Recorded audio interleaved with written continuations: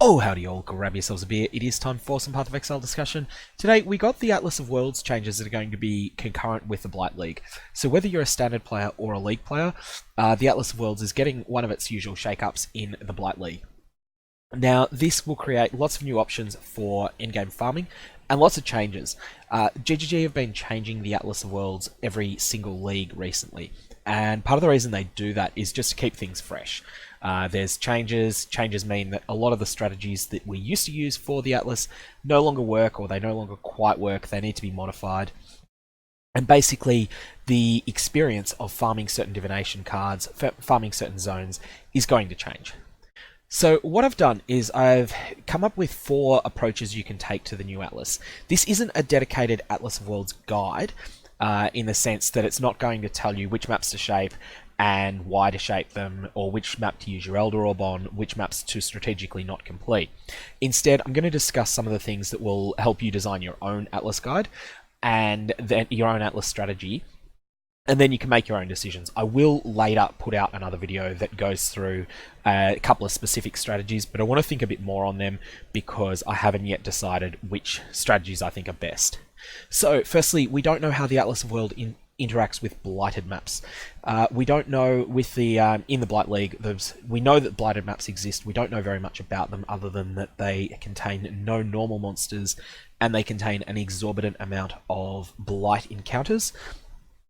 And what's important is we don't know whether the blighted maps that drop for you obey your Atlas of Worlds or not. So what I mean by that is if you've set up your Atlas of Worlds in such a way that Tower map is the only tier 11 map that can drop for you, we don't know whether a Lair map, a blighted Lair map, is able to drop for you or not. For an example of this, the Eldritch Incubators in the current league, in the Legion League, they don't follow your Atlas. So you may set up a situation where Tower map cannot drop for you, but an Eldritch Incubator can drop you an Elder Tower map. So we're going to have to find that out, and that may impact some strategies. For example, if blighted maps are extremely rare and extremely lucrative to run, then you might find it's a situation where you've set up your Atlas so that the only tier 11 that can drop for you is Lair, but then you get a blighted Tower map, and you're like, oh, you know what, I just have to run this, and deal with the consequences later, deal with the damage that it causes to my Atlas layout later. So we'll find that out in time. That's really going to be something we're not going to know until maybe day 2 or 3 of the new league, how exactly that works. So 4 Atlas approaches that I want to suggest that you consider. The first one is to look for maps that have early league premium divination cards, Humility being the obvious example here. And a whole list of maps that I think are worth considering for this reason. Now, what you will do if you're following this first strategy is you will rush to unlock a certain map. So for instance, you might decide that tier 4 channel is going to be one of the very first maps that you unlock. So you will do as many tier 1 and tier 2 and tier 3 maps as you want, but you'll make sure that the only tier 4 map that you've completed is channel, and then you will run channel as many times as you need to in order to pick up the divination cards that you're farming. If the divination card that you're farming is from a tier 4 or lower map, you can also turbocharge your pool of, for example, channel maps by running the Apex of Sacrifice. Now, this can be very difficult early in a league, but if you're capable of doing Atzuri, if you know the fight very well, and you've got a strategy for the trio fight, then you can go to the Apex of Sacrifice and it will drop a shitload of tier 3 and 4 maps. And if you've set up your Atlas so that the only tier 4 map that can drop is channel, then you will get an enormous amount of channels. I believe you typically get about 5 in a complete Apex of Sacrifice run, assuming that you actually kill all of the blue monsters in there. So that's something to consider, and I'll go through a whole list of the maps that I think are worth considering for early league target farming of divination cards. Criteria for a map to be worth doing for this: the divination card has to drop a lot, and it needs to be something that will be in serious demand very early in the league. So this is mostly the 6-link divination cards, which there's quite a number. Now, your second option for an Atlas strategy, and you may want to consider transitioning into this if you start out with the early game premium Atlas setup premium early league Atlas setup, you can then transition into this, and that is to look for premium endgame divination cards like the Nurse or the Saint's Treasure. These are divination cards that there is insatiable demand for throughout the entirety of the league, and then you can build your entire Atlas in such a way that you focus heavily on farming that one divination card. The third option is to optimize for XP. To optimize for XP, you're going to want to be doing high tier maps, and you're going to want to be doing ones that have a smooth layout and a lot of monsters on them. This also has a side benefit of, generally speaking, providing you with a lot of excess maps that you can then sell to other players. The fourth option is completing everything or almost everything on the Atlas, so that you've got access to every map for bossing, and then chasing Shaper and Elder Influence when it spawns, maybe with a view to repeatedly farming the Uber Elder encounter. Now, one thing that needs to be said is the impact of the Masters change on any Atlas strategy. The Masters are no longer a strong incentive to full complete the Atlas. During the Legion League, let's say for instance you had not done Tier 13 Tower map. You were building an Atlas strategy that for some reason didn't include Tier 13 Tower. Now, during the Legion League, you would have occasionally had a Master spawn on Tier 13 Tower, and sometimes it would have been a mission you really desperately wanted to do, so maybe your daily Nico spawns there. Ends up being quite a pain in the ass to get your hands on a copy of the tower map every time that Nico spawns there. And so for that reason, the current master system as it exists prior to 3.8, so the one that, if you're watching this during the Blight League, the old master system, those maps, it was very useful to have access to every map. That is no longer the case. And this means also that it is no longer as useful in trade leagues to own off-meta Tier 15 and Tier 16 maps that you could sell to people in the trade league. So something that's a pretty damn unpopular map, like Elder, or what would be a good example of this? Elder Lighthouse. Elder Lighthouse is a map that people don't really... Like, it wasn't something that people were particularly looking to run, but during the old Master system, if you owned an Elder Lighthouse, sometimes someone would want to buy it off you for an inflated price because they had their Nico spawn on it, or they had another Master that they care about spawn on it. And they didn't have Elder Lighthouse, they had just the normal version of Lighthouse, but they knew that if they stuck an Elder version in the map device, they would get the Master mission that they cared about on a Tier 16 map, which would be beneficial to them. That's less important now, and so that means you should probably stick to using your Shaper Orbs and Elder Orbs on stronger maps, or maps that you personally like, rather than maps that you think someone else might just be desperate to get their hands on at some point. Now, some of the best maps on the new Atlas, in my opinion. Tier 1, I think Jungle Valley and Arcade. Tier 2, lots of them. Tier 3, Ashen Wood. Tier 4, lots of them. Tier 5, Beach. Tier 6, Geode, and that's because of one of its divination cards. Tier 7, Waste Pool. Tier 8, Volcano, again only for a divination card. Tier 9, I feel they're all mediocre or bad. Tier 10, it's Moon Temple because it has so many monsters. Tier 11 is stacked, it has Lair, Tower, and Shrine. Tier 12 has Desert Spring, which has the most monsters of any map in the game. And Tier 13, they're not all steaming turds, but they're all pretty bad. Tier 14 is pretty bad as well, some at the best of a bad lot, and that's just because it's got so many monsters now. Tier 15 is full of excellent maps, and Tier 16, the natural Tier 16 maps are all about equal. So, let's talk about divination cards that drop from, that are very useful early game that you might want to consider target farming. Now, firstly, there is Tier 1 Jungle Valley, Tier 3 Tropical Island, and Tier 3 Ashen Wood. All drop the Flora's Gift divination card, which is for a 6-socket, 5-linked staff, and with item level 66. This can be quite useful very early in the game, firstly as a crafting base, but also because it is a 6-socket item.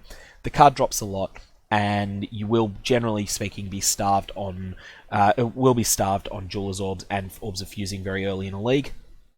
So that's something that you can get that is just a way of farming, essentially farming Fusing Orbs that way. Those are all reasonably good maps as well, so they're all pretty smooth to run, so they're something to consider.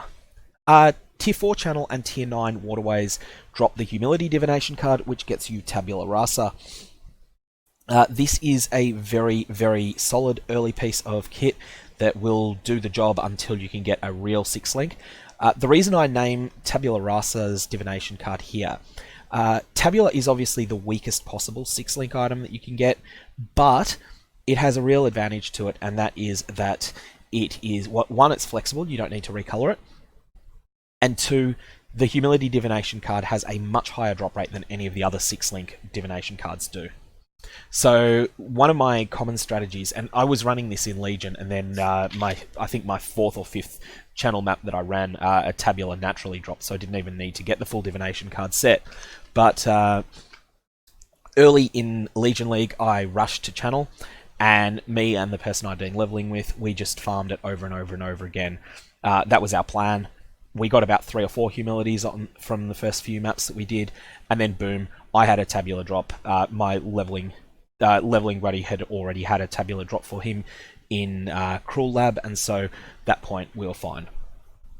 That was a bit of luck though. You will quickly farm a Tabula Rasa in channel, and you can also sell extra humility cards as well. There is a huge market for humility cards on day 1 of a league, so keep that in mind. Tier 3 Ashen Wood also has Bowya's Dream, which is a divination card for an item level 91 6-link Harbinger bow. It doesn't drop very much, and it drops only from the map boss, but it's something to consider.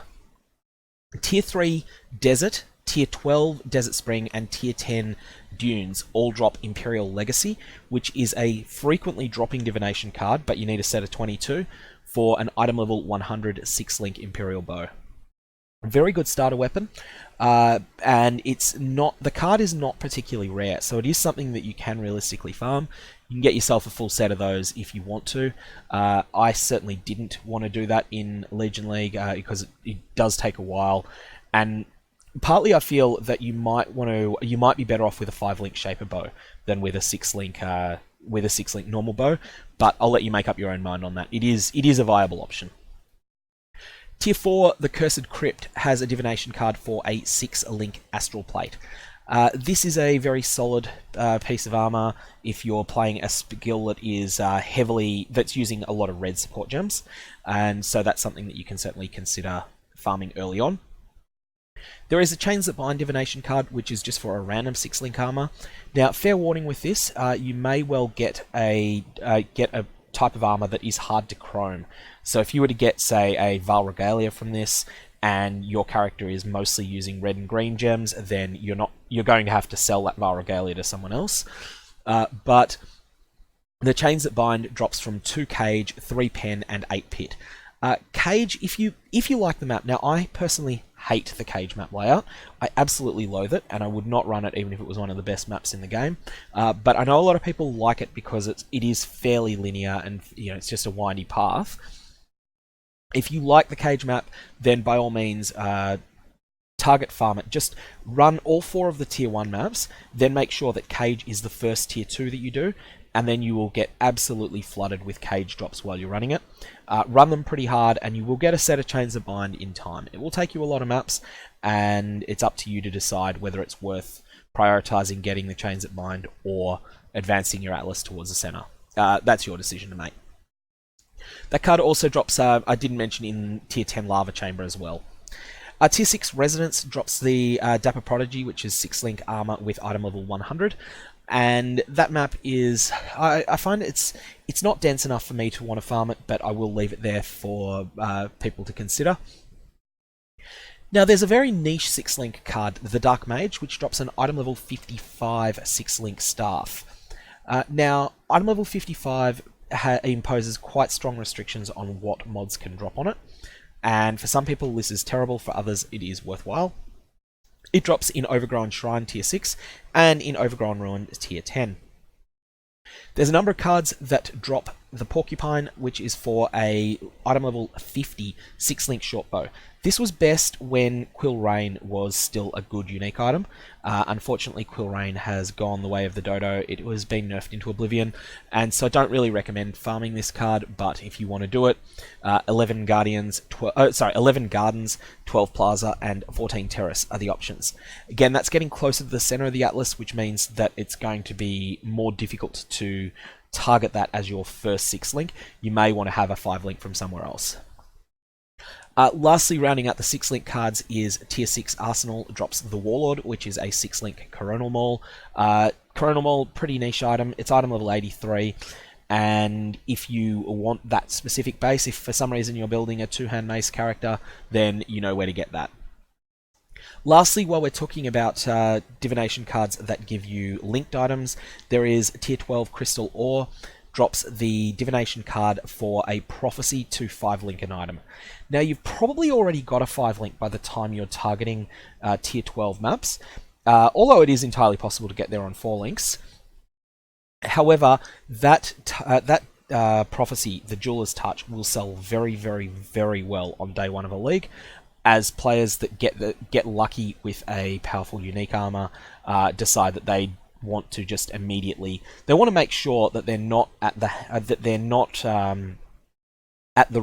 running the risk of being very unlucky with fusings. And I know that I was very unlucky in Legion League. It took me a long time to hit even a 5-link. I think I used something like 450, 500 fusings to hit even a 5-link in the Legion League. Now that's luck for you. Had I gone and bought a Jeweler's Touch, I would have had that straight away, but I also wouldn't have had any potential to 6-link it. So that's a card that's worth considering. Definitely the Prophecy sells like hotcakes on day 1 of a new league. Now the next divination card that I'm going to suggest is that you might target early league is much more conditional, and this really comes down to whether there's a lot of talk about conversion builds in the meta or not. We won't know this until we see what sort of changes, if any, there are to Impale and Brutality supports. But if conversion looks like it's going to be popular, then Tier 6 Estuary drops the Heterochromia Divination card, which is a quite rare divination card that is a set of 2 for a unique 2-stone ring. All of the unique 2-stone rings are sought after early league if conversion builds are popular, so that is something that you may wish to consider.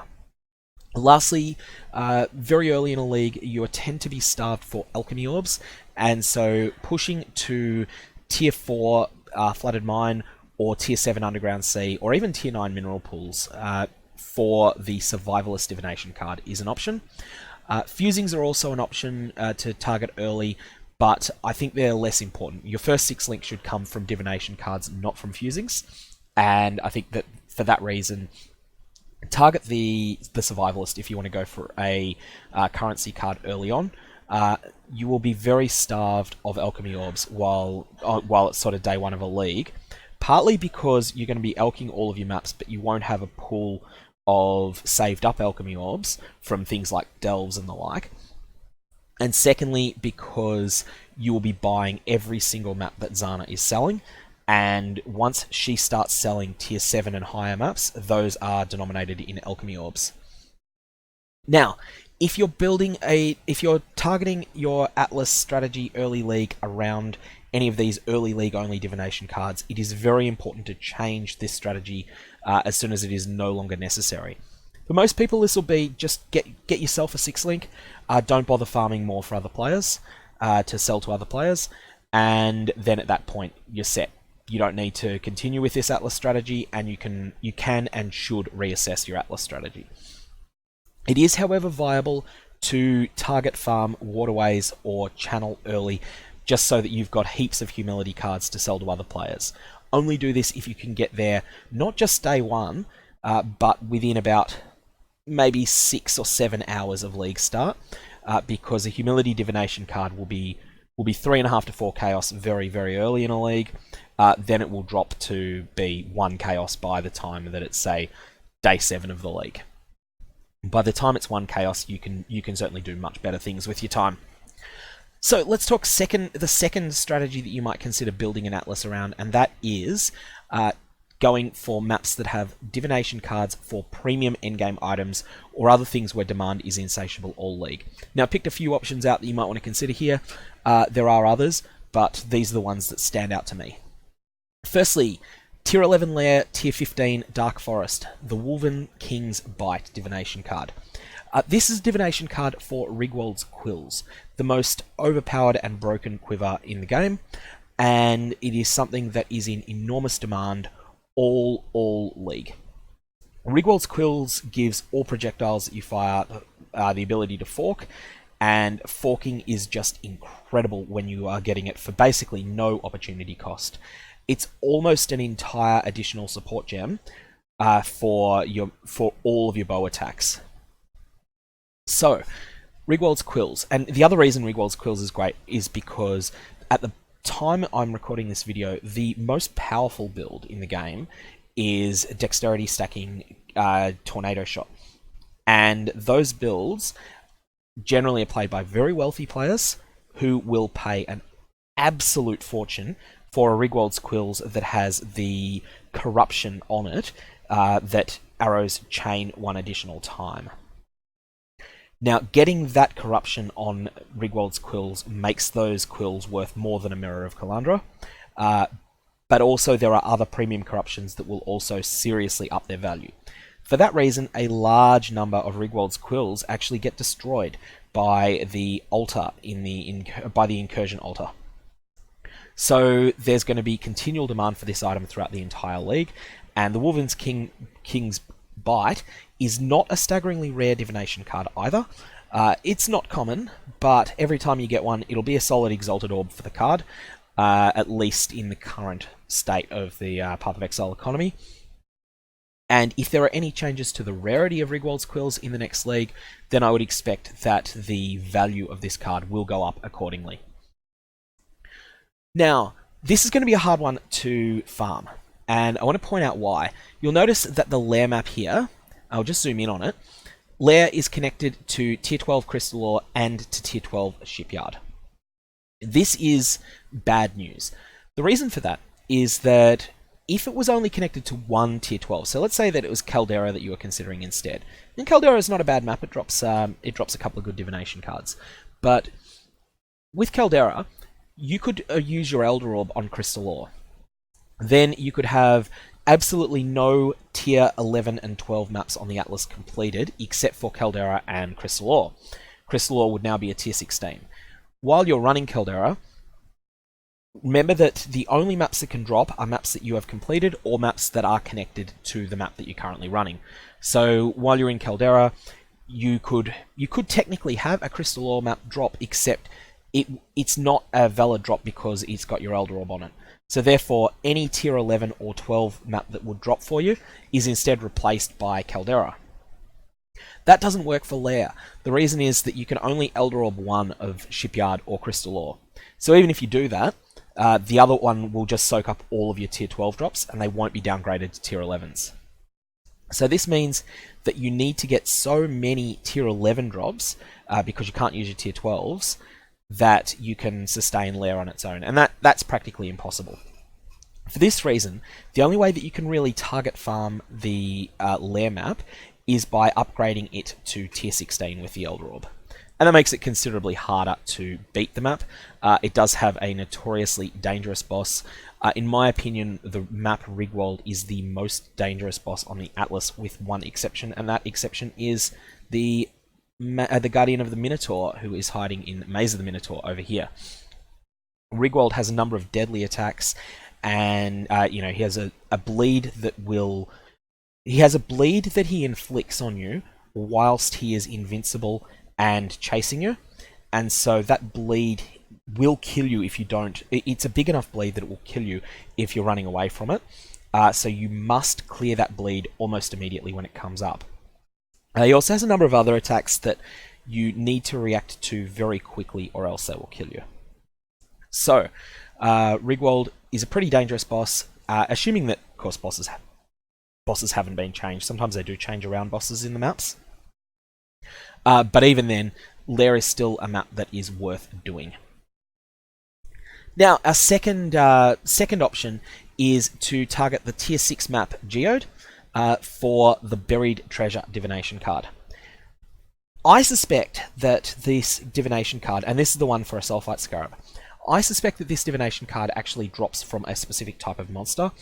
The Path of Exile wiki says that it drops from Crystal Ore map, the Geode map, the Flooded Mine map, the Excavation map, and from one other map that I can't think of at the moment.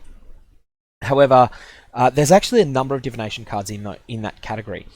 The thing is, though, that Geode has more of the monsters, the Chaos Sentinels, that I suspect it actually does drop from.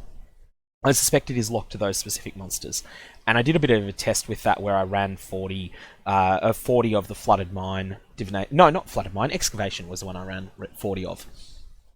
Now, I only got one copy of the Buried Treasure Divination card, so that didn't work very well. But Geode seems to drop a lot more than that.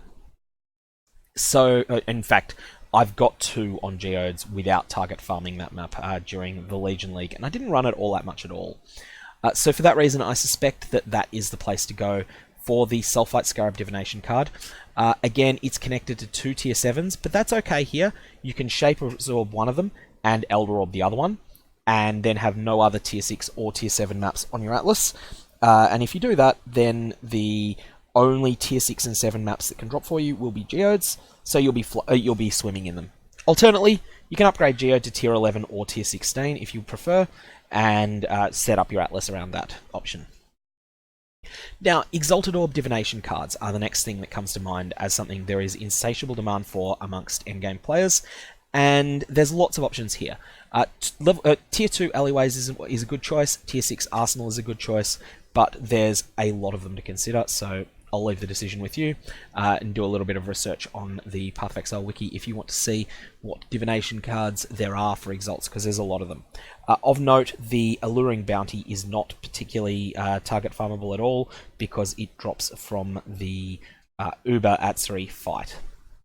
So it's not an option there. Tier 11 Tower is an option to target farm the Nurse Divination card. Now, this one has another little drawback. Just like Lair, it's connected to 2 tier 12s, so you're probably going to have to farm it as a tier 16 version of the map. And I was also going to say Shrine as well. Shrine also has a divination card for Headhunter, so Tower has the Nurse, and Shrine has the Fiend. And again, Shrine is connected to 2 tier 12s. I will provide a little bit of a warning, though, with the Fiend divination card. It is considerably rarer than the Doctor Divination card. We don't have any real numbers on this, but the Fiend feels like it might be at least twice as rare as the Doctor card, and so for that reason your income from Fiend cards is going to be considerably lower per Shrine map run than your income from Nurses per Tower map. On the flip side, though, Shrine has the 2nd or 3rd highest monster count in the entire game, and so that means that if you run it as your Elder map, you will be swimming in tier 16 returns. Tier 7 provides Spider Forest, which has the Doctor Divination card. And the Tier 7 map, Spider Forest, is the only map that has a Headhunter Divination card that only connects upwards to one other map of the next tier. So for that reason, you can run Spider Forest, you can then shape the Cells map so that it doesn't drop within the Spider Forest, and have no other Tier 7s or Tier 8s on your Atlas done. This is a very real option for farming Doctor Divination cards, but I will provide you a warning that the Spider Forest is a pretty sparsely populated map. It's one of the emptiest maps in the game, and so it has a very serious opportunity cost to running it. You're going to be getting less XP, and you're also just going to be killing less monsters, so less chances at the Doctor. And finally, we have Tier 4, the Burial Chambers map, which is over here, and it connects up to 2 maps, so you'll need to shape one of these and Elder the other. So if you shape Peninsula and Elder Haunted Mansion, that'll work, or you can do the other way around if you prefer. It won't matter because neither of them will ever drop for you. Your other option that you've got, and this would work also for Spider Forest, is that you can farm the shaped version of those maps too. So you can shape Burial Chambers, and then so you could set up your Atlas in such a way that the only Tier 9 map that can drop is shaped Burial Chambers. No Tier 10 maps can drop, and you then have everything from 1 to 8 complete. Burial Chambers is shaped, and then you can then run shaped Burial Chambers to your heart's content. And likewise, you can do that with shaped Spider Forest as well. Complete everything up to and including Tier 11. Have Spider Forest as your only Tier 12. In both of these cases, you will need to uncomplete maps on the Atlas using Master Cartographer's Seals or Journeyman Cartographer's Seals, which you can get by vendoring 3 of the appropriate Sexton. And I believe it's a Scouring Orb, but it might be a Regret Orb. I need to check that. So, that's the second plan, target farming of premium divination cards. There's probably a couple of other options as well. You could certainly target one of the Calm's Heart divination cards that drop in Volcano and Caldera, amongst other places. That's another option too, but the ones that I think are best I've mentioned. Third choice is to optimize for XP and map returns. So for this, we want high density, smooth layout maps that are of a high tier. So there's several good options here. I think though that probably the best one is Shaped Moon Temple for generalist builds, just because Moon Temple has so many monsters. However, the type of layout that you go with should be influenced by your build. Remember that Cyclone likes tighter areas like Tower, whereas Val Fireball likes areas that are wide open like Desert Spring. Likewise, any projectile-based build that chains wants something wide open like Desert Spring. You should also consider your movement skill. So for instance, I was mentioning Moon Temple before. Moon Temple is much better if you have a teleporting move skill that can traverse gaps, rather than something like Shield Charge that can't traverse gaps. I would never consider Moon Temple on a build that can't traverse gaps. Now this strategy will normally go to at least 150 of 159 on the Atlas bonus, and that's for two reasons. One, it helps you sustain maps, and two, it helps you over-sustain maps so that you can sell maps to other players. So, my immediate picks here. As I said before, Shaped Moon Temple, tier 10 base, tier 15 when it's shaped. It's an excellent map for map over-sustain. Tier 15, Canyon, Siege, and Coves. These are all a little bit lower in density than Moon Temple is, so they might require some Blight mechanics to have some degree of sustain assistance, but all of these are maps that are very easy to traverse, and to traverse with minimal backtracking, very good for XP farming. Now, the natural 14s and the natural 9s are all pretty bad, so you won't get very much help from there if you under-sustain. What I mean by that is that, let's say that there was a good tier 4. Well, let's just pretend that, Summit's not terrible. So, just say that you've got Summits that you can run. If you're not quite getting enough tier 15s to constantly run 15s, then you could just run the occasional Summit, and they will sometimes give you a tier 15 upgrade. Now, I still feel that Elder Desert Spring, which has been a map that I've recommended in the past, it may be the best option here because it's just got so damn many monsters in it. I know that even in Synthesis, when people were saying that map sustain was extremely hard, I was sort of laughing all the way to the bank by running Elder Desert Springs and getting so many maps from them that I was able to sell a lot of maps during the early period of Synthesis. I was able to just constantly chain Elder Desert Springs while selling off all of my tier 13, 14, 15 map drops for the extremely high prices that existed then. Now, with there being higher map returns at the moment across the board, then that sort of changes the dynamics a little bit, but running Elder Desert Spring, you'll pretty much always get, if you ran 100 Elder Desert Springs now, you probably expect to get 115 tier 16 returns. Other maps that you might consider that as tier 16 farming options instead of Desert Spring, you could go with Elder Shrine, which has almost as many, it's 15% less monsters than Desert Spring has, which is one of the highest monster counts in the game, and it has a premium divination card of the Fiend. Or you can go for a slightly lower monster count in the Tower and an even better divination card in the Nurse. Obviously, the Nurse is worth less than the Fiend, but it drops so much more that it ends up being better overall.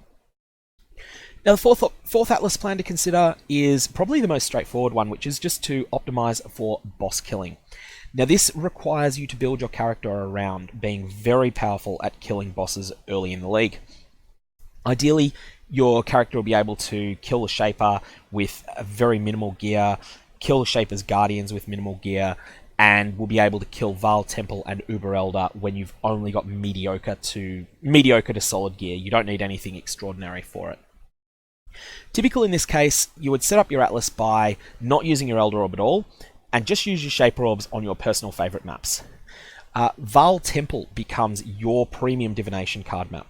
You're going to be corrupting all of your tier 15 maps, and 1 in 16 of them will become Val Temples, and you'll also be buying Val Temples from other players.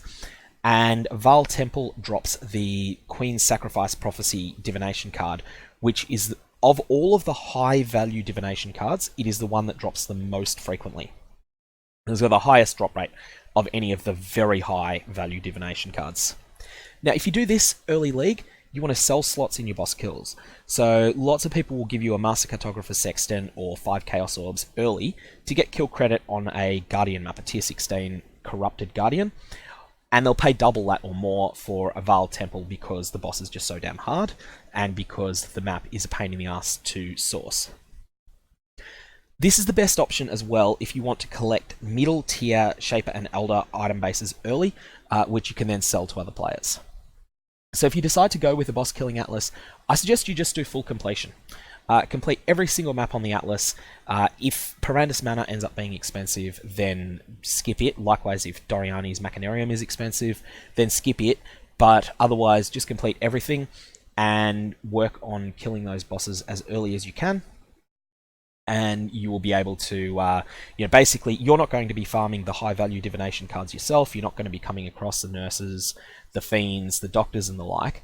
But if you're careful about, by selling slots into your Uber Elder kills and selling slots into Shaper kills and things like that, you'll be able to use the currency that you gain that way to buy the premium divination cards that are dropping for people who are using other Atlas strategies. So you'll still be able to source the items that you want that way. Lastly, of course, you will be one of the people that is supplying the market with Queen's Sacrifice divination cards for the Atziri's Reflection unique, which it's a pretty niche item, but it's also a pretty powerful one, and lots of people want it. Anyways, I will put out more specific strategies for more specific Atlas strategies rather than brainstorming videos later. Once I've given it a bit more thought. If you got any questions, though, definitely fire away below. Otherwise, I hope you have a good one.